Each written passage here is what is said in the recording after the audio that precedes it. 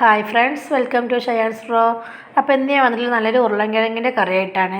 നല്ല തേങ്ങാപ്പാലൊക്കെ ഒഴിച്ചിട്ട് നന്നായി ഉണ്ടാക്കിയ ഉരുളൻകിഴങ്ങാണ്ട് കറിയുന്നത്. നല്ല ടേസ്റ്റാണ് ഇങ്ങനെ ഉണ്ടാക്കിയിട്ടുണ്ടെങ്കിൽ. പെട്ടെന്ന് നമുക്ക് ഉണ്ടാക്കി എടുക്കാനും പറ്റും. അപ്പോൾ അത് കുട്ടികളൊക്കെ രാവിലെ സ്കൂളിൽ പോകുമ്പോഴത്തേന് നമുക്ക് കടിയിലൊക്കെ പെട്ടെന്ന് നമുക്ക് തയ്യാറാക്കാൻ പറ്റിയൊരു കറിയാണത്. അപ്പോൾ അതാ എങ്ങനെ ഉണ്ടാക്കിയെന്ന് നോക്കാം.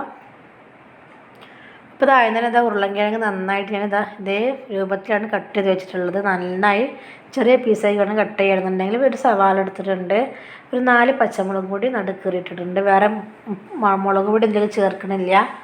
അപ്പോൾ ഒരു പാൻ ഇവിടെ അടുപ്പത്ത് വെച്ചിട്ടുണ്ട്. ഇതിലേക്ക് വെളിച്ചെണ്ണ ഒഴിച്ച് കടുക് ഇട്ടൊന്ന് പൊട്ടിച്ചെടുക്കണം. അപ്പോൾ വെളിച്ചെണ്ണ ഒക്കെ ഒഴിച്ചിട്ടുണ്ട്. ഇത് ചൂടായി വരുമ്പോൾ ഇതിലേക്ക് കടുക് ചേർത്ത് കൊടുക്കാം.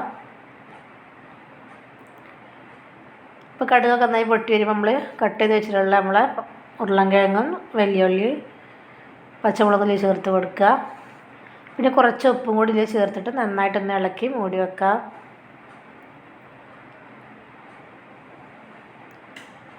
ഇതിലേക്കൊരു 1/2 ഗ്ലാസ് വെള്ളം ഞാൻ ഇതിലേക്ക് ചേർത്തിട്ട് കൊടുക്കുന്നുണ്ട്.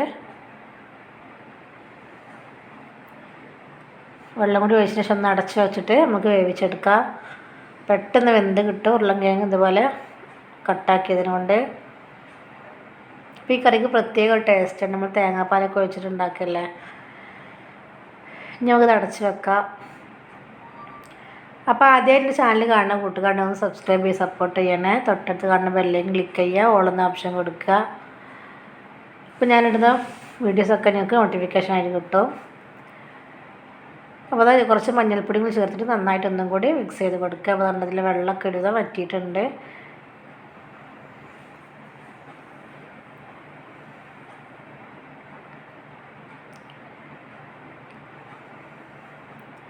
ഇതോടെ ഞാനൊരു തേങ്ങൻ്റെ പകുതിയാണ് എടുത്തിട്ടുള്ളത്. അതിന് തേങ്ങാപ്പാലാണ് എടുത്തിട്ടുള്ളത്. അരമുറി തേങ്ങൻ്റെ പാല് ഇതിലേക്ക് ഒഴിച്ച് കൊടുക്കുകയാണ്. നമ്മൾ ഉരുളങ്ങയൊക്കെ നന്നായി വെന്തിട്ടുണ്ട്.